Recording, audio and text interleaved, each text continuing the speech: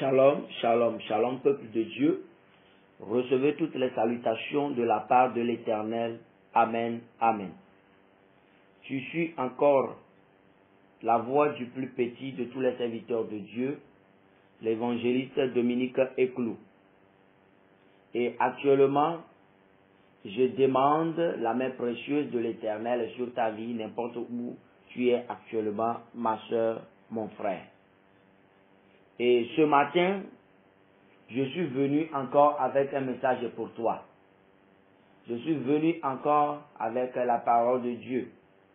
Un message avec lequel toi et moi, nous allons réfléchir et nous allons voir le plan et la bonté de Dieu dans notre vie et tout ce qu'il exprime pour toi et pour moi, pour que nous puissions avancer dans son œuvre, pour que nous puissions avancer la tête haute, pour que nous puissions avancer et avoir des percées dans cette vie spirituelle que nous menons sur cette terre.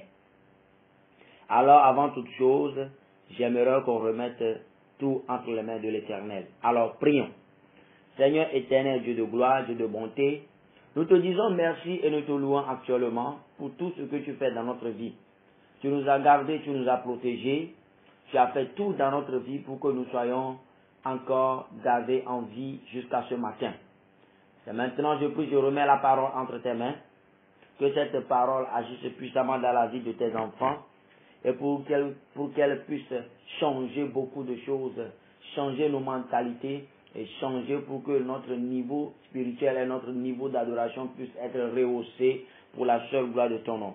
Je prie à ce que cette parole touche des cœurs et que cette parole change la mentalité et le cœur des gens au nom puissant de Jésus de Nazareth. Amen.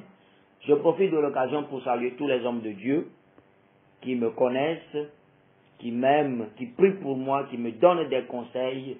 L'évangéliste Dominique Eclou vous salue. L'apôtre Jean-Paul Lonson, les autres hommes de Dieu que je connaisse, je vous salue, je vous salue. Je vous salue le pasteur Joseph Akako, le pasteur Crépin Akoumani, tous les frères, frères Béranger, les frères qui sont au Burkina, au Togo, et au Bénin, au Ghana, au Mali, je vous salue en France, au Gabon, en Côte d'Ivoire, je vous salue dans le beau et précieux nom de Jésus-Christ. Alors, le thème de mon message, c'est un message qui sera scindé en deux parties. La première partie, nous allons parler de la première chose, la deuxième partie sera réservée à la seconde chose. C'est pourquoi ce matin, je suis venu avec un thème spécial pour toi. Et le thème est intitulé « Les deux voies qui gouvernent l'humanité ». Les deux voies qui gouvernent l'humanité. Alors vous allez me dire, bon, quelle voie? Alors ici, je suis en train de parler de la voix qui sort de la bouche. Je suis en train de parler à toi mon frère, à toi ma soeur, de la voix qui sort de la bouche de quelqu'un. De la voix qu'on peut attendre, de la voix qu'on peut percevoir avec le sens de lui. Alléluia. Alors, c'est de cette voix que je parle. Je ne parle pas de la voix sur laquelle on peut marcher, mais je parle de la voix qu'on peut entendre, qu'on peut percevoir avec nos oreilles. Alléluia. Et là, quand je parle de la voix qu'on peut entendre, je rentre immédiatement dans la communication. Parce que la voix a été créée pour communiquer quelque chose, pour communiquer des sentiments, pour communiquer des émotions, pour communiquer ce que nous ressentons. Et quand je parle de la voix, des deux voix qui gouvernent l'humanité, je parle immédiatement de la communication. Et on ne peut jamais parler de la communication et parler seulement de la voix qui sort de notre bouche. On parle aussi des mimiques, on parle aussi des gestes, on parle aussi de beaucoup de choses qui entrent dans la communication. Alors il faut savoir que quand je parle des deux voies qui gouvernent l'humanité, je suis en train de parler de tout ce qui a trait à la communication. Alléluia. Et ces deux voies qui gouvernent l'humanité, toute voix qui sort, il y a une personne qui fait sortir cette voix. Toute voix qui sort de la bouche de quelqu'un, il y a une voix, il y a une personne derrière, il y a une personnalité derrière cette voix qui fait sortir le son, qui fait sortir la voix. Et ces deux personnalités parce que nous avons deux voix, alors il y a aussi deux personnalités que je vais vous présenter aujourd'hui. Alors, dans le monde spirituel, il y a deux personnalités principales qui gouvernent les choses. La première personnalité spirituelle, nous avons Dieu qui est le Père de toutes choses et qui a créé toutes choses. Alléluia. Et c'est lui qui est le suprême, le souverain. Et à la deuxième partie, ou bien au côté inverse, nous avons le diable, le Satan, le rebelle, le serpent antique, le dragon antique, lui aussi qui a un pouvoir et qui est en train de gouverner une certaine partie, les anges déchus et les forces des ténèbres. Alléluia. Alors vous voyez que ces deux personnalités émettent des voix. Et on ne peut jamais, je l'ai déjà dit, on ne peut jamais parler de voix sans parler de la communication. Alors ces personnes, ces deux personnes, c'est-à-dire Dieu et le diable, communiquent. Alléluia. Mais ils communiquent avec qui? Ils communiquent avec ceux, ils ont une relation. Dieu communique avec ceux, il a une relation. Et je te dis que Dieu communique avec toute sa créature, toute sa création. Et le diable aussi communique avec ceux qu'il a une relation. Alléluia. Alors, les deux voix qui gouvernent l'humanité. C'est pourquoi nous allons parler, premièrement, de la voix de Dieu. La voix de Dieu. La voix par laquelle Dieu parle à ses enfants, avec ceux il a une relation. Alléluia. Et je vais te dire que Dieu parle de beaucoup de manières. Parce que nous sommes en présence de la communication, nous sommes dans un cadre de communication. Dieu parle par beaucoup de... Et le premier moyen dont je vais te parler, Dieu parle par des songes. Dieu parle par des visions. Nous allons prendre nos Bibles, nous allons lire dans Job 33, le verset 14 à 15. Job chapitre 33. Job 33, le verset 14 au verset 15e. La Bible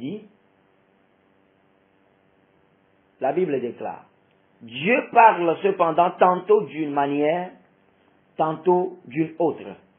Et l'on n'y prend point garde. Il parle par des songes, par des visions nocturnes, quand les hommes sont livrés à un profond sommeil, quand ils sont endormis sur leur couche. Voici le premier moyen, la première manière par laquelle Dieu peut parler. Dieu peut te parler, peut communiquer avec toi. Tu peux entendre la voix de l'Éternel à travers un songe que tu peux avoir. Et nous voyons cet exemple dans le songe de Joseph, dans le songe de Pharaon, dans le songe de Nebuchadnezzar. Ce sont des moyens que Dieu utilise pour pouvoir communiquer avec sa créature, pour pouvoir communiquer avec ceux qu'il a créés, avec ceux à qui il veut envoyer un message. Les songes et les visions nocturnes. Dieu aussi peut parler par voix audible. C'est-à-dire, tu vas entendre sa voix dans tes oreilles. Nous allons encore lire la Bible dans Ésaïe chapitre 30, le verset 21. Ésaïe chapitre 30, le verset 21. Ésaïe 30, verset 21. La Bible déclare à cet effet, tes oreilles entendront derrière toi la voix qui dira, voici le chemin, marchez-y, car vous irez à droite ou vous iriez à gauche. Amen. Voici encore ce que la Bible nous présente par rapport à la voix de Dieu. C'est-à-dire, Dieu peut te parler d'une voix audible. Et beaucoup en témoignent. La Bible en témoigne. C'est-à-dire, les prophètes, Dieu parlait à des prophètes par des visions, par des songes et par la voix audible qu'ils entendaient dans leurs oreilles. Et il y a beaucoup qui critiquent cela aujourd'hui, que Dieu ne peut plus, que Dieu ne peut plus parler à voix audible. Mon frère, ma soeur, je vais te dire quelque chose. Si Dieu l'a une fois fait, il peut encore le faire. Il y a beaucoup de soeurs, beaucoup de frères qui ont témoigné de cela. Moi, je ne peux pas te témoigner de cela parce que je n'ai jamais eu cette expérience avec Dieu dans laquelle Dieu me parle ouvertement par une voix audible. Je sais que ça va arriver, je sais qu'il peut le faire et je ne vais jamais nier que Dieu ne peut pas parler par voix audible. Dieu peut parler par voix audible. Alors, ce que je vais te dire, les hommes ont écouté la voix de Dieu par voix audible, par manière audible dans le temps passé, les prophètes. Et aujourd'hui, Dieu est encore capable de pouvoir communiquer avec des personnes qui sont disposées à l'écouter. La voix de Dieu est une voix spirituelle. Et tu ne peux pas être charnel et prétendre écouter une voix spirituelle. Il faut être spirituel pour écouter une voix spirituelle. C'est pourquoi l'apôtre Paul dit, j'explique des choses spirituelles aux hommes spirituels. Alléluia. Donc, je ne critique pas cette acception qui dit que la voix de Dieu, on peut encore l'écouter d'une manière audible. Mais je suis contre ceux qui disent qu'on ne peut plus écouter la voix de Dieu d'une manière audible. Parce que la manière dont Dieu agit auparavant, il agit encore aujourd'hui comme ça. Et c'est nous les hommes qui changeons. Dieu ne change jamais. Dieu aujourd'hui cherche encore des gens à qui il veut parler d'une manière audible. Et des gens qui sont disposés, des gens qui ouvrent leur cœur, des gens qui sont disposés en esprit et même en chair à écouter la voix audible de Dieu. Dieu est disposé à leur parler. Je t'invite, mon frère, ma soeur, à faire écarter ces doctrines qui ne veulent pas te voir réussir. Ces doctrines qui t'empêchent, qui te posent des limites pour ta vie spirituelle. Je t'invite fermement à lire ta Bible et à comprendre que c'est nous qui avons changé et Dieu n'a jamais changé. Dieu peut encore te parler d'une manière audible. Alors ce sont les deux manières. Dieu parle par des songes, par des visions. Dieu parle aussi par la voix audible, c'est-à-dire qu'il te parle ouvertement. Et la troisième manière par laquelle Dieu parle, c'est à travers sa parole. Dieu parle à travers sa parole, c'est-à-dire la Bible. Et la plus grande et la plus bonne manière que Dieu utilise pour parler à ses enfants, c'est à travers la parole de Dieu, c'est à travers la Bible qui regorge et qui rassemble toutes les vérités spirituelles. Et vous allez même constater que beaucoup de religions tirent leur source de la Bible. Beaucoup de religions et même des sectes, ils tirent leur conviction de la Bible. Mon frère, ma soeur, je ne sais pas pourquoi tu négliges la parole de Dieu, je ne sais pas pourquoi tu négliges la Bible, mais il faut savoir que le diable même connaît l'importance de la Bible que tu tiens. C'est pourquoi lui-même, il s'en va même citer la parole de Dieu. L'auteur anglais Shakespeare a dit que le diable cite les Saintes Écritures. Oui, le diable cite les Saintes Écritures parce qu'il connaît que les Saintes Écritures ont une autorité spirituelle. Je ne sais pas si tu sais que Dieu aujourd'hui parle toujours par sa parole. Quand vous pouvez tout faire, vous pouvez tout dire, mais par la parole de Dieu, vous allez toujours revenir, vous allez voir que Dieu parle toujours par sa parole. Tout ce que vous faites, vous tournez sur une seule chose, c'est encore la parole de Dieu. Les scientifiques, les théologiens, les philosophes, tous ceux qui se montrent des grands connaisseurs, tous ceux qui se montrent des grands critiques de la Bible, vous allez les voir qu'ils parlent, mais ils disent toujours ce que la Bible dit, mais ils ne comprennent pas ce qu'ils disent. Alléluia. C'est ça la force surnaturelle qui réside dans la Bible. Alléluia. Alors mon frère, ma soeur, je te dis que nous allons aujourd'hui voir les caractéristiques de la voix de Dieu. C'est-à-dire, quand la voix de Dieu vient, comment reconnaître la voix de Dieu de la voix du diable, de la voix du Satan? Parce que la voix du diable et la voix de Satan sont les seules deux voix qui gouvernent l'humanité et qui te gouvernent, mon frère, ma soeur. Ces deux voix-là sont des voix qui se battent et qui sont en perpétuel combat dans ta tête et dans ton corps. C'est-à-dire, tu veux faire quelque chose, la voix de Dieu dit non. Tu veux faire quelque chose, la voix du diable dit oui, fais-le. C'est une guerre perpétuelle, quoi. C'est une guerre perpétuelle dans ta vie. Alors, par ce message, je viens te présenter, par ce message, je veux te montrer les caractéristiques de la voix de Dieu et les caractéristiques de la voix du diable. Pour que, dorénavant et d'ores et déjà, tu puisses mettre une grande différence entre la voix de Dieu et la voix du diable. Entre la voix qui te dit de faire la bonne chose et la voix qui te dit de faire la mauvaise chose qui est la voix du diable. C'est pourquoi aujourd'hui je vais te présenter les caractéristiques de la voix de Dieu. Que tu l'entends, que tu reçoives ou bien que tu perçoives la voix de Dieu par un songe, par une vision ou par une voix audible ou bien par la parole de Dieu. Il faut savoir que ces voix-là ont des caractéristiques. Alléluia. Le diable même peut utiliser la parole de Dieu pour te faire passer son message. Alléluia. Le diable peut utiliser la Bible, la parole de Dieu, pour te faire passer son message, son faux message. Alléluia. Le diable cite les saintes écritures. Shakespeare l'a dit. Et la Bible même l'a dit. Que le diable cite les saintes écritures. Tu peux être là et tu peux être étonné que le diable peut utiliser les saintes écritures pour te dire le mauvais côté des choses, pour te dire la mauvaise parole que tu dois suivre. Et nous voyons que les faux docteurs aujourd'hui utilisent la Bible. Ils utilisent la Bible et ils vous enseignent des faussetés. Alléluia.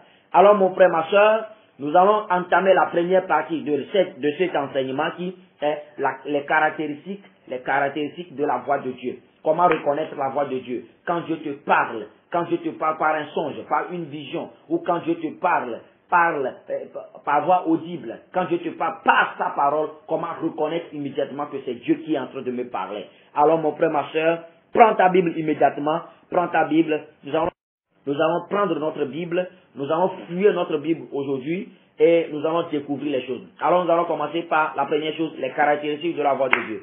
Nous allons prendre notre Bible dans Genèse chapitre 2, le verset 16 à 17. Genèse chapitre 2, le verset 16 à 17. Nous allons lire la parole de Dieu. L'Éternel Dieu donna cet ordre à l'homme.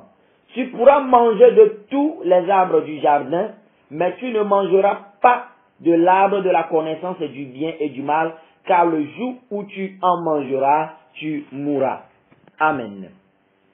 Voici ce que Dieu dit à l'homme. Et je vous dis que la première révélation de la parole de Dieu, de la voix de Dieu à l'homme, c'est dans Genèse chapitre 2, le verset 16 à 17. C'est la première fois que Dieu parla ouvertement à l'homme. C'est la première fois que la voix de Dieu s'est révélée à l'homme. Car Dieu, après avoir créé l'homme, il lui a parlé. Et la première voix, le premier ordre qui est sorti de la bouche de Dieu, c'est de ne point manger, c'est de manger de tous les fruits, mais de ne pas manger du fruit de la connaissance du bien et du mal. Et il y a beaucoup de docteurs et d'enseignants qui disent que ce fruit, c'est le fruit sexuel. Je ne sais pas où ils ont trouvé ça, je ne sais pas la manière dont ils ont trouvé ce qu'ils disent, mais ce que la Bible me dit, c'est que Adam et Ève ont mangé du fruit défendu. Amen. C'est ce que moi je sais, c'est ce que la Bible me dit, et c'est ce que moi j'enseigne. Alléluia. Alors, quand Dieu a révélé sa voix à l'homme, seulement par cette voix, par cet ordre que Dieu a donné à l'homme, nous avons dans cette parole du verset 16 au verset 17, toutes les caractéristiques de la voix de Dieu qui sont rassemblées dans ce passage-là.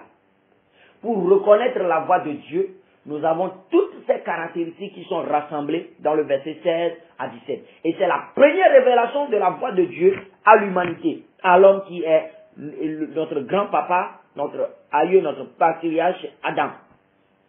La première caractéristique de la voix de Dieu. La voix de Dieu est remplie d'amour. Ça, c'est la première caractéristique de la voix de Dieu. Quand la voix de Dieu te parvient par un son, par une vision, par la voix audible ou bien par la parole de Dieu, cette voix-là reflète un certain amour. Cette parole-là, quand cette parole t'est adressée, il y a un amour dans cette parole-là. Dieu avance une situation, une atmosphère d'amour en ton cœur, en ton âme, en ton esprit, par sa parole. C'est la première caractéristique de la voix de Dieu. Pour reconnaître la voix de Dieu, la première chose, c'est l'amour qui te connecte, c'est l'amour qu'il t'envoie. Et nous allons voir même que dès la première parole que Dieu prononça dans la Bible, la première parole que Dieu prononça dans la Bible, pas dans l'existence, mais dans la Bible, parce que Dieu parlait avant, mais sa première révélation de la parole dans la Bible, dans Genèse chapitre 1, le verset 3. Qu'est-ce qu'il a dit? Il dit que la lumière soit. Que la lumière soit. Alors vous voyez que dans la parole de Dieu, il y a un amour. Parce que Dieu voyait en ce moment qu'il y avait les ténèbres qui couvraient la terre. Il y avait les ténèbres qui prenaient possession de la terre. Et quand il a vu ces ténèbres gouverner la terre, il était ému par une compassion.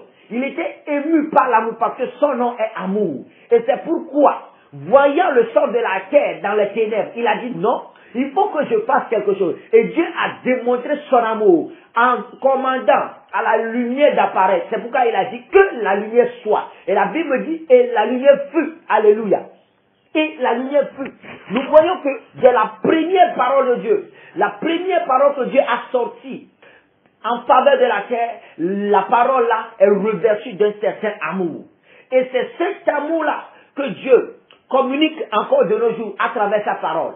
Et pour reconnaître la voix de Dieu, pour reconnaître que c'est Dieu qui te parle réellement, il faut voir que est-ce que cette parole qui m'a été adressée par le songe, par la vision, ou par la voix audible, ou par la parole de Dieu que je suis en train de dire, ou bien par la parole de Dieu que l'homme de Dieu m'enseigne, est-ce que cette parole-là reflète l'amour?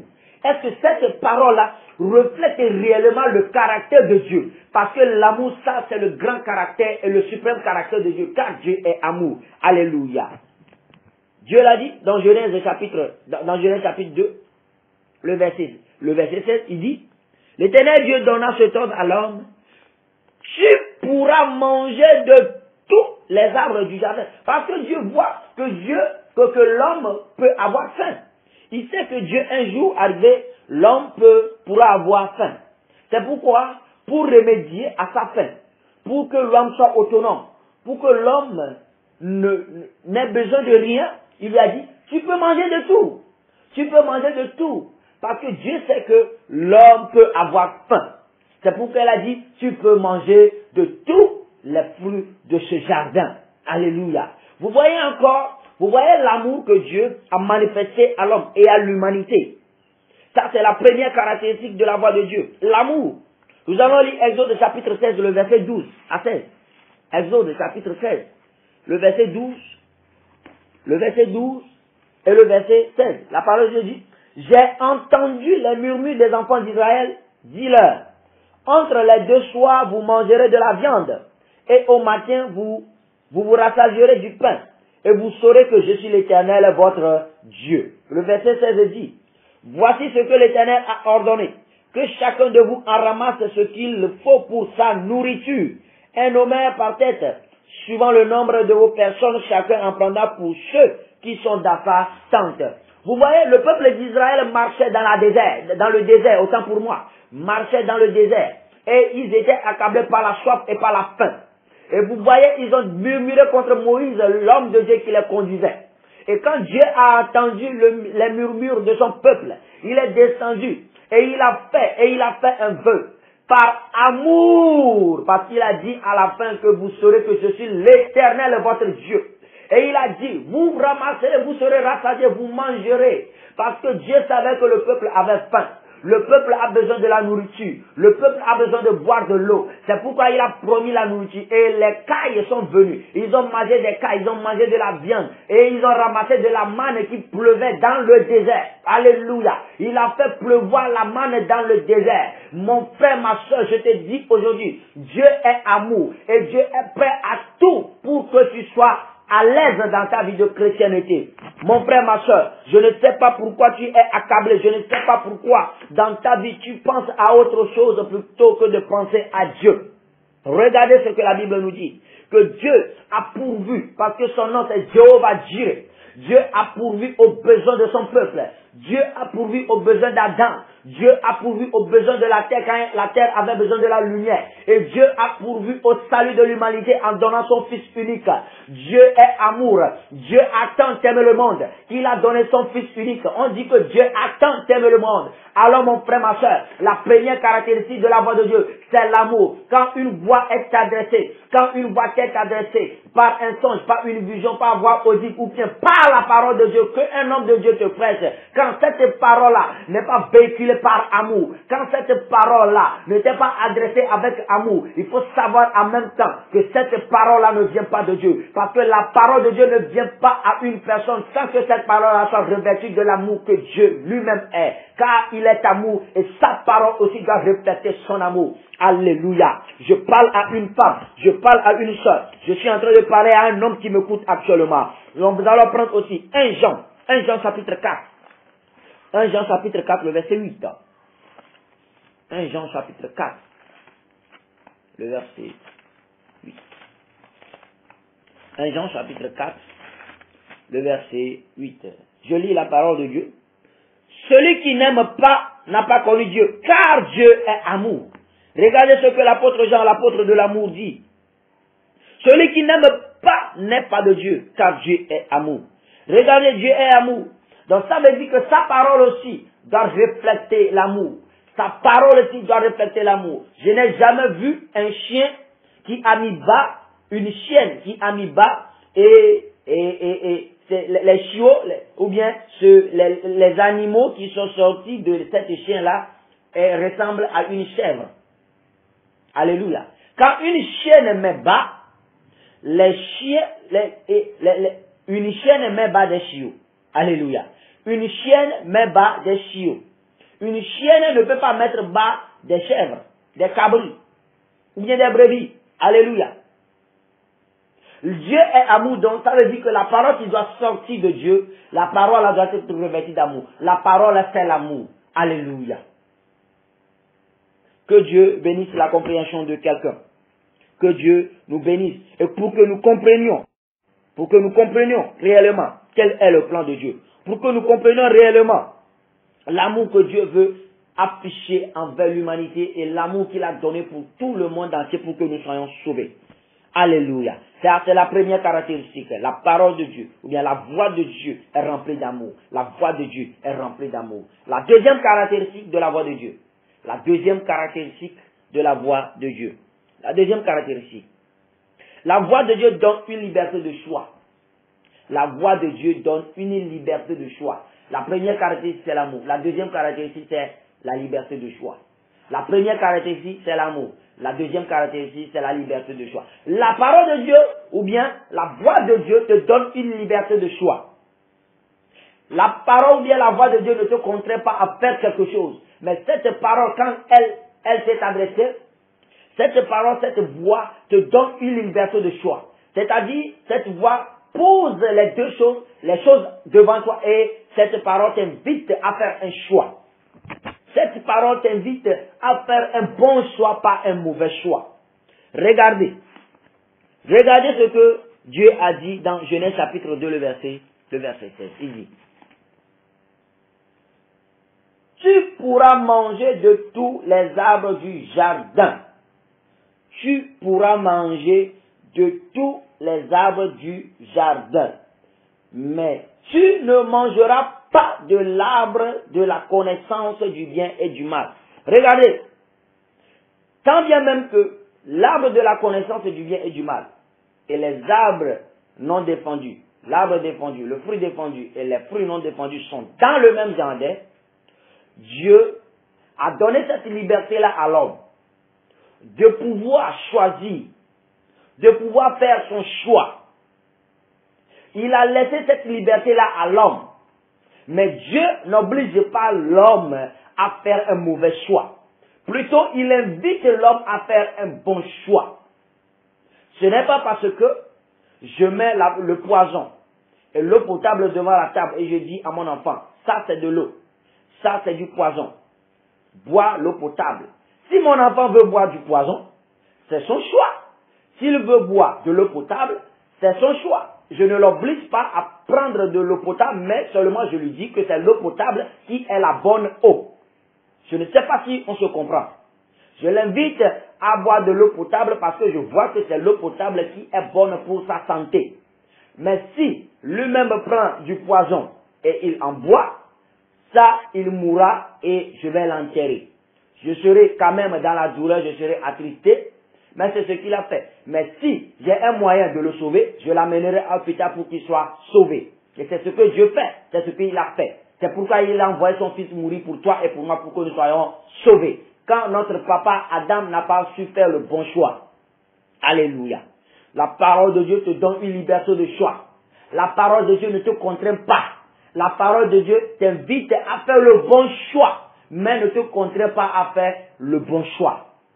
Je ne sais pas si on se comprend. Deutéronome chapitre 30, le verset 1 à 3. Deutéronome chapitre 30. Deutéronome chapitre 30, le verset 1 à 3. La parole de Dieu dit, lorsque toutes ces choses t'arriveront, la bénédiction et la malédiction que je mets devant toi. Regardez, la bénédiction et la malédiction que je mets devant toi. Si tu les prends à cœur au milieu de toutes les nations chez lesquelles l'Éternel ton Dieu t'aura chassé, si tu reviens à l'Éternel ton Dieu, et si tu obéis à sa voix de tout ton cœur et de toute ton âme, toi et tes enfants, selon tout ce que je te prescris aujourd'hui, alors l'Éternel ton Dieu ramènera tes captifs et aura compassion de toi. Il te rassemblera encore du milieu de tous les peuples chez lesquels l'Éternel ton Dieu t'aura dispersé. Regardez ce que dit le verset 2. Si tu reviens à l'Éternel ton Dieu, et si tu obéis à sa voix. Regardez, il dit, si tu reviens, si tu obéis. Et Dieu ne te contraint pas à revenir. Dieu ne te contraint pas à obéir. Mais il voit qu'il est bon pour toi de revenir et il est bon pour toi d'obéir. Mon frère, je ne sais pas pourquoi tu ne veux pas revenir à Dieu en acceptant Jésus-Christ qu'il t'a donné. Je ne sais pas pourquoi tu ne veux pas obéir à Dieu en acceptant Jésus-Christ qu'il a donné pour toi. Je ne sais pas pourquoi tu ne veux pas respecter la parole de Dieu. Je ne sais pas pourquoi tu ne veux pas écouter et respecter la voix de Dieu qu'il te donne jour et nuit à travers sa parole. Je ne sais pas, mon frère, ma soeur, ce qui te pousse à faire toutes ces choses. Mais j'ai un bon message et j'ai une bonne nouvelle pour toi. Tout ce qui t'arrête et tout ce qui te bloque pour que tu ne puisses pas respecter cette parole. Toutes ces choses-là, je commande maintenant qu'ils soient brisés au nom puissant de Jésus de Nazareth. Dis-moi Amen. Donne-moi un gros Amen. Il dit, si tu reviens, et si tu obéis, c'est-à-dire ce sont des conditions. Il ne t'oblige pas. Mais si tu reviens, si tu obéis, je ramènerai tes captifs. Je te comblerai de bénédictions. Alléluia. Beaucoup d'entre vous, vous peinez de gauche à droite parce que vous êtes dans des voies que Dieu ne vous a pas tracées. Vous attendez, vous écoutez des voix qui ne sont pas de Dieu. Il y a d'autres, vous écoutez plus la voix de votre pasteur plus que la voix de Dieu. Vous écoutez plus la voix de votre mari que la voix de Dieu. Vous écoutez plus la voix de votre copine plus que la voix de Dieu. Vous écoutez plus la voix de ton papa, de ta maman plus que la voix de Dieu. Alléluia. Cela ne doit pas être ainsi. Nous devons écouter la voix de Dieu. La première caractéristique, la parole de Dieu, la voix de Dieu est remplie d'amour. La deuxième caractéristique, la voix de Dieu te donne une liberté de choix. Tu as à choisir, mais seulement que cette voix t'invite à faire le bon choix. Cette voix te montre le bon choix à faire. Cette voix te montre la bonne voie à suivre. Cette voix te montre la bonne personne à choisir. Cette voix te montre la bonne décision à prendre. Prends cette décision. C'est de recevoir Jésus-Christ comme ton Seigneur et ton Sauveur personnel pour le salut de ton âme. Mon frère, ma soeur, je ne sais pas à quoi tu penses, pas ce à quoi tu penses, mais laisse-moi te dire, ce à quoi tu dois penser, c'est la manière dont tu dois agir, la manière dont tu dois accepter Jésus-Christ pour que tu sois sauvé. Alléluia. Ça, c'est la deuxième caractéristique. La troisième caractéristique. La voix de Dieu te dit ce qu'il ne faut pas faire. Ça, c'est la troisième caractéristique. Alléluia. La voix de Dieu te dit ce qu'il ne faut pas faire. Genèse 2, le verset 17. Nous avons lu Genèse 2, verset 17. Nous sommes toujours dans Genèse. Ça, c'est le passage de base. Genèse 2, le verset 17. Mais tu ne mangeras pas de l'arbre de la connaissance du bien et du mal. Regardez ce qu'il dit. Mais tu ne mangeras pas de l'arbre de la connaissance du bien et du mal. Ça, c'est le verset 17. Verset 17 de Genèse 2. Regardez, la parole de Dieu, la voix de Dieu, la troisième caractéristique de la voix de Dieu. La voix de Dieu te montre ou bien te dit ce qu'il ne faut pas faire. La voix de Dieu te montre les places, les choses qu'il ne faut pas faire comme enfant de Dieu, comme chrétien ou bien comme créature de Dieu. Et ce qu'il ne faut pas faire, mon frère, ma soeur, c'est de régner Jésus-Christ. Il ne faut jamais commettre la bêtise de régner Jésus-Christ. Nous allons revenir à cela. Nous allons prendre Exode 20. La plus grande chose, Exode 20. Exode chapitre 20. Dans l'Ancien Testament, regardez tout ce que la parole de Dieu reflète. Dieu, ne voulant pas que ses enfants périssent, ne voulant pas que ses enfants désobéissent à ses voix, a dit aux enfants d'Israël ce qu'il ne faut pas faire, ce qu'il ne fallait pas faire, les bêtises qu'il ne faut pas commettre. Exode chapitre 20. Tout le monde, vous qui me suivez, je sais que vous connaissez déjà tout ce que le chapitre 20 d'Exode contient, les 10 commandements. Exode chapitre 20. Je prends verset 4. Tu ne te feras point d'image taillée, ni de représentation quelconque des choses qui sont en haut dans les cieux, qui sont en bas sur la terre, et qui sont dans les eaux plus bas que la terre. Amen. Voyez la parole de Dieu qui est adressée à Moïse pour les enfants d'Israël.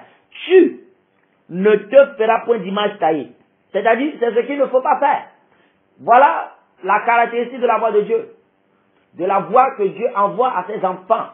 La voix de Dieu te dit ce qu'il ne faut pas faire. Nous allons descendre jusqu'au verset 13. Parce que tout ce que nous allons dire, c'est tu ne feras, tu ne feras, tu ne feras. Du verset 13 au verset 17. Regardez ce que la Bible dit. Tu ne tueras point. Tu ne commettras point d'adultère. Tu ne déroberas point. Tu ne porteras point de faux témoignages contre ton prochain. Tu ne convoiteras point la maison de ton prochain. Tu ne convoiteras point la femme de ton prochain, ni son serviteur, ni sa servante, ni son bœuf, ni son âne, ni aucune chose qui appartienne à ton prochain. Tu ne pas. Alléluia. Voilà ce que la voix de Dieu reflète. Premièrement, la voix de Dieu reflète l'amour. La voix de Dieu te donne la liberté de choix. La voix de Dieu te dit ce qu'il ne faut pas faire. Et aujourd'hui, quand les hommes de Dieu prêchent et montrent aux gens ce qu'il ne faut pas faire, automatiquement ils se mettent en colère. Parce que selon Ésaïe chapitre 3, le verset 10, ils aiment quand on leur prêche des chimères. Ils disent aux voyants, ne voyez pas. Ils disent aux prophètes, ne prophétisez pas la vérité. Dites-nous des chimères. Et c'est ce qu'ils veulent aujourd'hui. Quand tu prêches, tu dis tu iras en France. Quand tu prêches, tu dis tu auras ton mariage. Quand tu prêches et tu dis tu auras ton enfant. Ils sont contents. Ils ne veulent pas que tu leur dises, tu ne commettras point d'adultère. Tu dois respecter tes parents. Tu ne feras pas. Tu ne seras pas un fornicateur. Tu ne seras pas un impudique. Tu ne pourras pas faire ci, tu ne pourras pas. Ils n'aiment pas ces choses. Ils veulent qu'on leur dise, tu seras ça, tu seras ça, tu auras ça, tu auras ça. Toutes les prédications de tu auras ça. Ce que Dieu n'aime pas, ce sont les prédications de tu seras. Qu'est-ce que nous serons que nous ne sommes pas déjà? Alléluia. Qu'est-ce que nous serons que nous ne sommes pas déjà en Jésus-Christ? Nous avons tout en Jésus-Christ. Et toutes les prédications, tu seras, sont des chimères. La prédication qui vient de Dieu, la bonne parole, la parole qui vient de Dieu, et qui reflète même la caractéristique de Dieu, c'est la parole qui te dit, tu ne feras pas ça, dans l'intention de plaire à Dieu. Dans l'intention de plaire à Dieu. Dans l'intention de plaire à Dieu. Tu ne feras pas ça. Tu ne tueras point. Tu ne commettras point d'adultère. Tu ne haïras point pour plaire à Dieu. Tu ne seras pas impudique. Tu ne seras pas fornicateur. Tu ne seras pas calomniateur. Tu ne seras pas médisant. Ça, c'est ce qu'il ne faut pas. C'est ce qu'il faut dire au peuple de Dieu aujourd'hui. C'est le fait même qui reflète même la prédication et la parole de Dieu, la voix de Dieu pour son peuple. Tu ne feras pas. Tu ne feras pas. Tu ne feras pas. Lévitique 18. Lévitique 18, verset 3.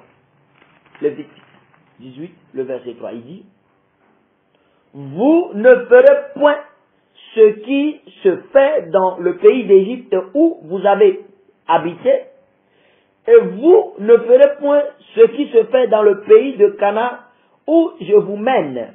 Vous ne suivrez point leurs usages. Amen. Vous voyez encore, Dieu amenait son peuple sur la terre promise. Et voyez ce qu'il disait, tu as quitté quelque part, tu es parti de quelque part, tu es parti de la terre de la débauche, de la terre égyptienne. Tout ce qu'ils font là-bas, tu ne le feras pas. Tu vois, tu ne le feras pas. Et la terre sur laquelle je t'amène, la terre sur laquelle habitent les Cananéens, ces Cananéens-là même, qui étaient impudiques, calomniateurs, qui étaient des gens pervertis, vous ne marcherez pas selon leurs usages. Alléluia. Pour faire une prédication à ses enfants, pour donner un message à ses enfants, pour communiquer la voix à ses enfants, il dit, vous ne ferez point. Parce que Dieu ne peut pas leur dire, vous serez ci, vous serez ci. Sans qu'il leur dise, tu ne feras pas ça. Parce que tu ne feras pas est déterminante dans ce que tu seras demain. Alléluia. Tu ne feras pas est déterminante dans ce que tu seras demain. Et tu seras dépend de tu ne feras point. Alléluia. Que l'Éternel nous aide pour que nous puissions comprendre cette parole. Dieu est amour. Dieu nous donne cette liberté. Et Dieu nous dit ce qu'il ne faut pas faire dans sa parole. Dieu est toujours là. Et il ne veut pas que ses enfants marchent selon la voie du diable. Il ne veut pas que ses enfants marchent selon ce que le diable les commande. Alors, quand un père dans une maison dit à son enfant, tu ne mangeras point de la viande de chien. Tu ne mangeras point chez moi de la viande du porc. Ici, on n'insulte pas. Il faut savoir que toutes ces lois que son papa lui est en train de dicter sont des lois qui sont déterminantes pour son succès dans cette maison. Si cet enfant-là ne respecte pas ces préceptes, il faut savoir que tout ce que son papa a réservé comme bien, comme bénédiction pour faire à son enfant, il ne le fera plus parce que son enfant ne respecte pas ces lois. C'est pourquoi beaucoup d'entre nous aujourd'hui, nous souffrons, nous sommes dans la disette, nous prenons jour et nuit sur la voie parce que nous ne voulons pas respecter, tu ne feras pas, tu ne feras pas. Nous voulons seulement, tu seras, tu seras, tu seras. Abat les prédications de tu seras. Alléluia. Alors mon frère, ma soeur, je t'ai déjà présenté les 3 caractéristiques. Nous allons maintenant tomber sur... Maintenant, nous allons voir la 4e caractéristique. La 4e caractéristique. La voix de Dieu te présente les conséquences qui découleront de ta désobéissance. La voix de Dieu. La 4e caractéristique de la voix de Dieu. La voix de Dieu te présente les conséquences qui découleront de ta désobéissance. La voix de Dieu te présente immédiatement les conséquences qui viendront. La voix de Dieu ne te cache point les conséquences. La voix de Dieu ne voit point les conséquences qui découleront de ta désobéissance. La voix de Dieu te présente immédiatement et sur le champ les conséquences qui découleront de ta désobéissance. De la désobéissance que tu auras envers la voix qui t'envoie, la voix qui t'adresse. C'est déjà dit, la première caractéristique, c'est l'amour que révèle la voix de Dieu. En deuxième position, la liberté de choix que te donne la voix de Dieu. En troisième position, la voix de Dieu qui te présente ce qu'il ne faut pas faire. Et la 4e position, la voix de Dieu te présente les conséquences de ce qui découleront de ta désobéissance. C'est pourquoi nous allons lire Genèse 2, le chapitre 17. Nous allons voir là-bas. Mais tu ne mangeras pas de l'arbre de la connaissance du bien et du mal. Car le jour où tu en mangeras, tu mourras. Car le jour où tu en mangeras, tu mourras. Alors vous voyez, le jour que tu en mangeras, tu mourras. Les gens vont me dire que Dieu a menti. Dieu n'a jamais menti. Parce que vous allez me dire que quand l'homme et la femme ont mangé du fruit, ils ne sont pas morts. Dieu ne parlait pas ici immédiatement d'une mort subite. Mais Dieu parlait des 3 dimensions de la mort. C'est-à-dire la mort physique, la mort spirituelle et la mort éternelle. C'est ça les conséquences qui découleront du péché et de la désobéissance d'Adam. Les 3 dimensions de la mort. Nous avons 3 morts. La mort physique, c'est-à-dire ton corps va partir. Ton corps retournera à la poussière. La mort spirituelle, c'est-à-dire spirituellement tu es mort. Et la mort éternelle, c'est-à-dire après ta mort, tu auras encore une seconde mort. Alléluia. Je ne mourrai point la seconde fois. Ma vie est cachée en Jésus. Je ne mourrai point la seconde fois. Ma vie est cachée en Jésus.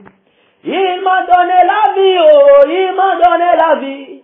Il m'a donné la vie, oh, il m'a donné la vie. Ce que mon père ne peut faire, il a fait pour moi. Ce que ma mère ne peut faire, il a fait pour moi. Ce que mon oncle ne peut faire, il a fait pour moi. Ce que pasteur ne peut faire, il a fait pour moi. Alléluia, mon frère.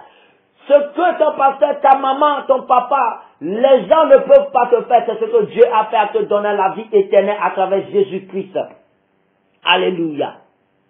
La conséquence de la désobéissance d'Adam et d'Ève, c'est la mort charnelle, la mort physique, la mort spirituelle et la mort éternelle. Alors Dieu n'a pas menti. Dieu n'a pas menti. Dieu est toujours véridique. Alléluia. Alléluia. Amen, amen, amen. La voix de Dieu te présente immédiatement les conséquences qui découleront de ta désobéissance. Et voilà ce qu'il a dit à l'homme. Quand le jour où tu en mangeras, le jour que tu goûteras à ce fruit, tu mourras certainement. Alléluia. Jean 3, le verset 36. Nous allons lire Jean 3. Oh Seigneur, merci. Seigneur, je te dis merci, je te donne gloire en ce moment pour la vie de cette fille. Merci Seigneur. Merci Seigneur, car tu agis puissamment. Merci Seigneur. Merci Seigneur. Jean 3, le verset 36. Celui qui croit au Fils a la vie éternelle. Celui qui ne croit pas au Fils ne verra point la vie, mais la colère de Dieu demeure sur lui. Je vais encore lire. Mais, celui qui ne croit pas au Fils ne verra point la vie, mais la colère de Dieu demeure sur lui. Alors vous voyez, celui qui a le Fils a la vie éternelle. Mais celui qui ne croit pas au Fils ne verra point la vie, mais la colère de Dieu demeure sur lui. Alors ça veut dire que toutes les personnes qui ne croiront pas en Jésus-Christ, toutes les personnes, la voix de Dieu, la parole de Dieu qui est adressée à toute l'humanité, c'est que toi qui ne crois pas en Jésus, toi qui n'as pas Jésus-Christ, tu ne verras point la vie éternelle. Et automatiquement, Dieu te présente ses conséquences. Sa colère demeure sur toi. C'est-à-dire la colère de Dieu est sur ta tête. Tu ne verras point la vie et la colère de Dieu est sur ta tête. C'est-à-dire dans le présent, tu as la colère de Dieu sur ta tête et dans le futur, tu ne verras point la vie éternelle. Vous voyez, il a automatiquement présenté les conséquences de l'acte que tu vas poser, de la désobéissance que tu vas afficher à l'encontre de la parole, à l'encontre de la préceptation de Jésus-Christ comme ton Seigneur et ton Sauveur personnel. Alléluia. Nous allons lire Apocalypse 2. Apocalypse chapitre 2, le verset 1 à 5. Apocalypse. Oh, mon frère, ma soeur. Apocalypse. Dieu agit puissamment. Dieu est à l'œuvre. Apocalypse chapitre 2. Apocalypse. Apocalypse chapitre 2. Le verset 1 à 5. Écrit à l'ange de l'église d'Éphèse. Voici ce que dit celui qui tient les 7 étoiles dans sa main droite. Celui qui marche au milieu des 7 chandeliers d'or. Je connais tes œuvres, ton travail et ta persévérance. Je sais que tu ne peux supporter les méchants, que tu as éprouvé ceux qui se disent apôtres et qui ne le sont pas, et que tu les as trouvés menteurs, que tu as de la persévérance, que tu as souffert à cause de mon nom et que tu ne t'es point lassé. Mais, ce que j'ai contre toi, c'est que tu as abandonné ton premier amour. Souviens-toi donc d'où tu es tombé. Repens-toi et pratique tes premières œuvres. Sinon, écoute bien, sinon, je viendrai à toi et j'ôterai ton chandelier de sa place. À moins que tu ne te repentes. Je vais lire encore le verset 5. Souviens-toi donc d'où tu es tombé. Repens-toi et pratique tes premières œuvres. Sinon, je viendrai à toi et j'ôterai ton chandelier de sa place, à moins que tu ne te repentes. Alléluia. Sinon, vous voyez, il présente en même temps les conséquences de la désobéissance qu'afficheront l'église d'Éphèse.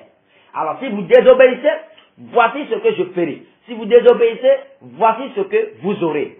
Et je profite de l'occasion pour dire en même temps à quelqu'un que Dieu ne maudit jamais ce qu'il a créé. Dieu n'a pas maudit l'homme dans le jardin.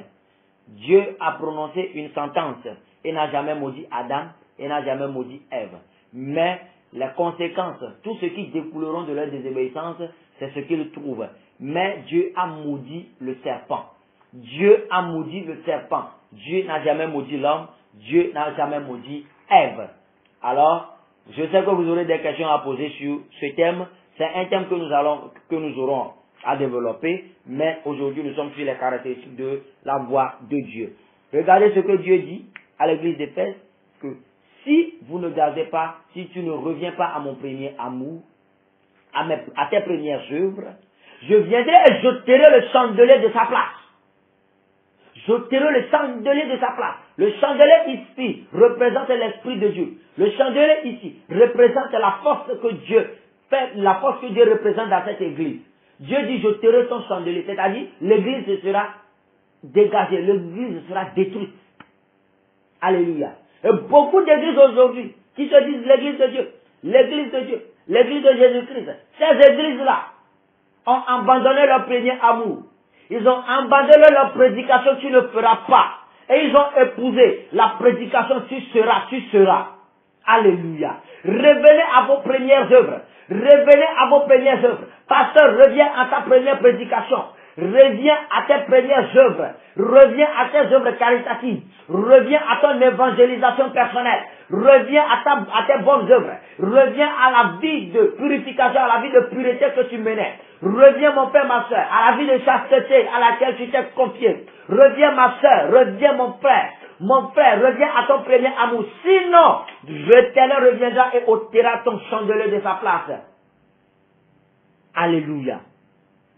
La voix de Dieu présente immédiatement les conséquences qui découleront de notre désobéissance. Alléluia. Il fait toutes choses comme un bon père. Attention, si tu fais ça, tu auras ça. Si tu n'as pas une moyenne de 15, si tu reviens dans cette maison, tu n'auras pas ton petit déjeuner pour une semaine. Ça, c'est un bon père. Il dit immédiatement à son enfant ce qu'il lui fera. Le mauvais papa ne dit rien, il se tait et il laisse son enfant faire des bêtises. Et après, il sévit. Non, mon frère, non, ma soeur, un bon père dit immédiatement à son enfant ce qu'il fera. Ce qu'il fera et ce qu'il aura s'il désobéit à ta voix. Et là, l'enfant aura peur. L'enfant aura peur. L'enfant aura une crainte de toi. Alléluia. Alors, mon frère, ma soeur, nous venons de clôturer comme ça la première partie. La première partie de cet enseignement, les deux voies qui gouvernent l'humanité. J'ai dit, la première caractéristique de la voix de Dieu, la voix de Dieu est remplie d'amour. La deuxième caractéristique, la voix de Dieu donne une liberté de choix. La voix de Dieu dit ce qu'il ne faut pas faire. Et la quatrième caractéristique, la voix de Dieu présente les conséquences qui découleront de notre désobéissance. Alors que l'Éternel te bénisse, tu viens encore d'écouter la voix du plus petit de tous les serviteurs, l'évangéliste Dominique Eclos. Que la main de Dieu soit sur ta vie. Amen, amen, amen. Prions. Seigneur mon Dieu, merci. Je te loue. Nous venons encore de terminer cette première partie de ton enseignement, ta parole. Je te demande que cette parole rentre dans le cœur, touche le cœur, et que le cœur soit changé en cœur de chair pour la seule gloire de ton nom. Amen, amen, amen. Shalom, shalom, shalom.